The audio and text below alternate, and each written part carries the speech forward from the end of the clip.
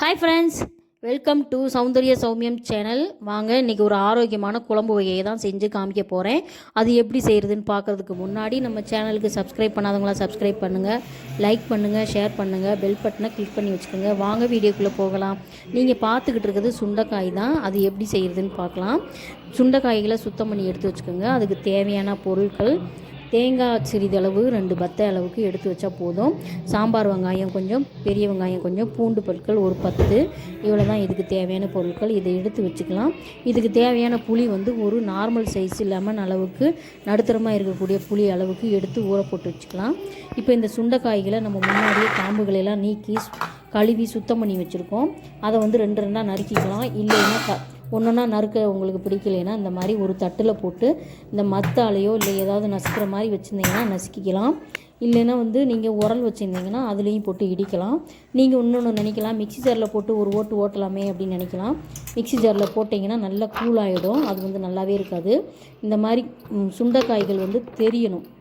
அதுக்காக தான் நான் அந்த மாதிரி தட்டில் போட்டு நெரிச்சிக்கிட்டு இருக்கேன். இந்த மாதிரி நசுக்கிக்கிட்டு இருக்கேன். நசுக்குனா தான் நம்ம அந்த விதைகள்லாம் நம்மளுக்கு அப்படியே கிடைக்கும். இந்த விதைகளில் தான் ஆரோக்கியமான அந்த இது இருக்குது. அதனால் இந்த விதைகளை ஸ்கிப் பண்ணாமல் பார்த்துக்கணும். இப்போ இந்த சுண்டைக்காய்கள் அப்படியே வச்சோன்னாக்கா கருத்து போயிடும். அதனால் மோர் தண்ணி விட்டு அதுக்குள்ளேயே வச்சுக்கலாம். கத்திரிக்காய்கள் மாதிரி தான் இதுலேயும் அந்த கருமை நிறமாக வந்துடும். 1-2 காய்கள் கூட நீங்கள் பார்க்கலாம். ஃப்ரிட்ஜில் வைக்கும் போதே அந்த மாதிரி கருத்து போயிருக்கு. அதனால தான் அந்த மாதிரி மோர் தண்ணியில் ஊற வைக்கிறேன் இந்த காய்களை. இப்போ அதை ஒரு தனியாக எடுத்து வச்சுக்கிட்டு இப்போ குழம்பு தாளிக்கிறது எப்படின்னு பார்க்கலாம்.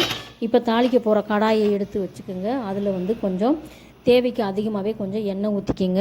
இதில் கம்மியாக ஊற்றினா இந்த குழம்பு கொஞ்சம் நல்லா இருக்காது. கொஞ்சம் அதிகமாக எண்ணெய் ஊற்றினா தான் கொஞ்சம் நல்லாயிருக்கும். தேவைப்படுறவங்க கொஞ்சம் இதில் நல்லெண்ணெய் ஊற்றினா இன்னும் டேஸ்ட்டு அதிகரிக்கும். இன்றைக்கி நம்ம நார்மலாக கோல்டு வின்னர் தான் ஊற்றிருக்கோம். அந்த எண்ணெய் நல்லா காஞ்சிடுச்சு. காஞ்சதுனாடி அந்த மோரில் போட்டு வச்ச அந்த சுண்டைக்காய்களை அந்த எண்ணெயில் போடுறோம்.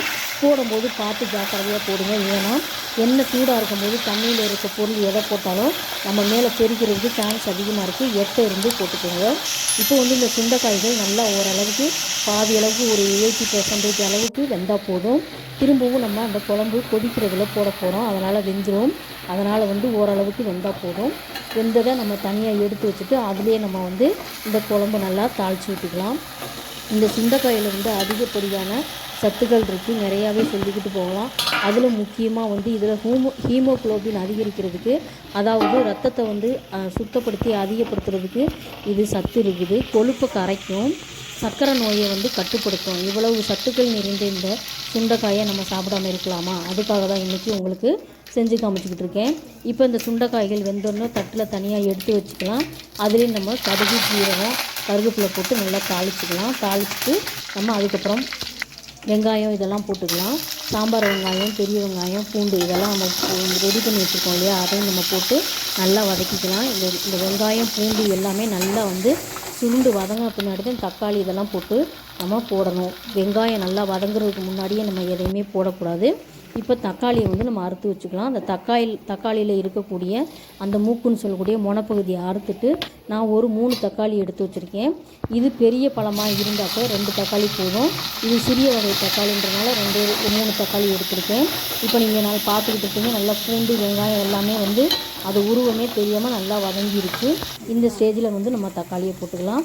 தக்காளியை போட்டு ஓரளவுக்கு வதக்கின பின்னாடி நம்ம சுண்டைக்காயை எண்ணெயில் போட்டு வறுத்து வச்சுருக்கோம் இல்லையா, அந்த சுண்டைக்காயையும் பாதியை போட்டுக்கலாம், பாதியை எடுத்து வச்சுக்கலாம்.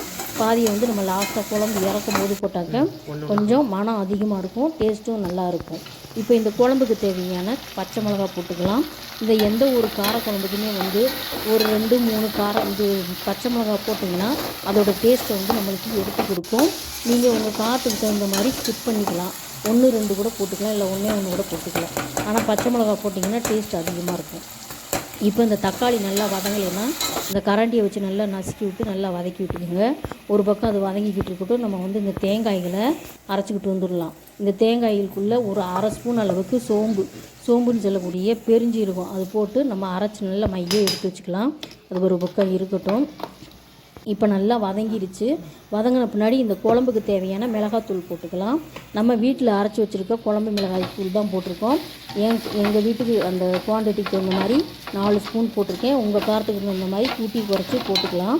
இப்போ நல்லா வதக்கி விட்டாச்சு. இந்த குழம்பு மிளகாத்தூள் இல்லாதவங்க சாம்பார் தூள் கூட போட்டுக்கலாம். குழம்பு மிளகாத்தூள் எப்படி அரைக்கிறதுன்றதை நம்ம சேனலில் வீடியோ போட்டிருக்கேன். வேணுன்றவங்க டிஸ்கிரிப்ஷனில் நான் லிங்க் கொடுக்குறேன், போய் பார்த்துக்கலாம். இப்போ கொஞ்சம் தண்ணி ஊற்றி அந்த மிளகாத்தூளோட பச்சை வாசனை போகிற வரைக்கும் நல்லா கொதிக்கட்டும். ஓரளவுக்கு கொதிக்கட்டும். கொஞ்சமாக தண்ணி ஊற்றிக்கோங்க. அதுக்கு முன்னாடி நம்ம இந்த புளியை நல்லா கரைச்சிக்கலாம். இந்த குழம்புக்கு ரொம்ப புளி அதிகமாக ஊற்றக்கூடாது, புளிப்பாக ஊற்றக்கூடாது, மைல்டாக தான் இருக்கணும்.